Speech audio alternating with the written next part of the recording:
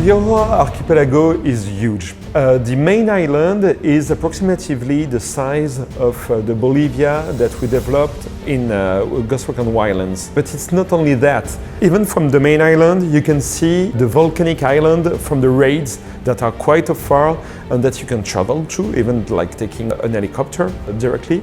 And it's a full new world to discover.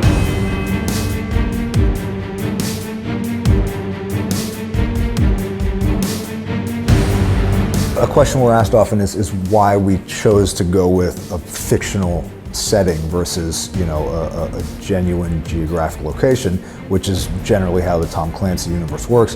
What we found early on was creating a fictional location gave us a lot of freedom to expand the narrative within that world. We decided to go along the line of more fiction when it comes to the setting, because actually we wanted to be more real when it comes to the gameplay.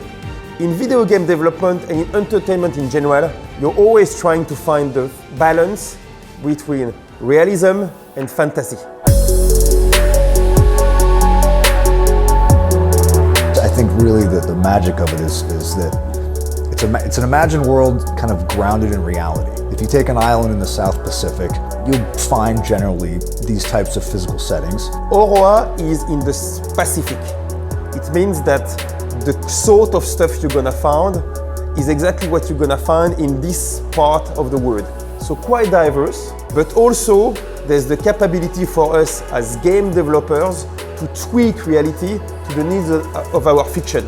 What we wanted to do with the Auroa island is that we wanted to bring lots of diversity to the players. We wanted the ghost to explore arid mountains, to go in the jungles, to be able to explore fjords, either taking boats and traveling through the rivers, or going in the slopes, uphill, downhill, to go in the high peak mountains and experience the snow. So it's a very varied environment.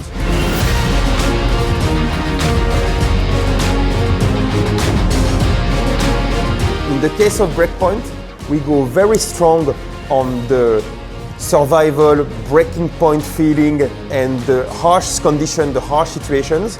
We had to counterbalance this with an environment that wouldn't be felt and wouldn't look tedious. I think that my favorite section in the archipelago are the fjords. They are very different from what we've done previously. It's a very humid environment with a very dense forest, and at the same moment you have beautiful waterfalls that bring a very different mood.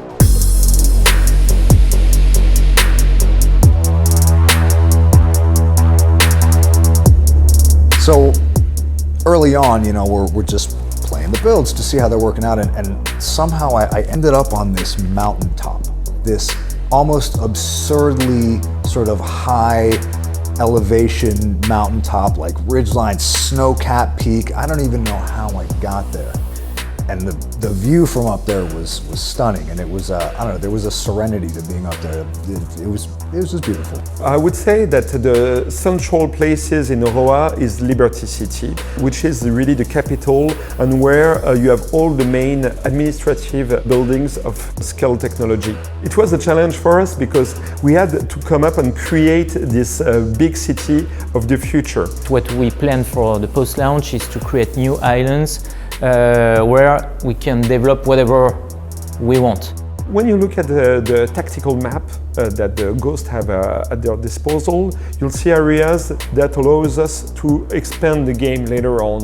And that's one of the reasons we decided to go with an archipelago, is that we wanted to expand the gameplay possibilities for the players with our post-launch content, and there will be more islands to come.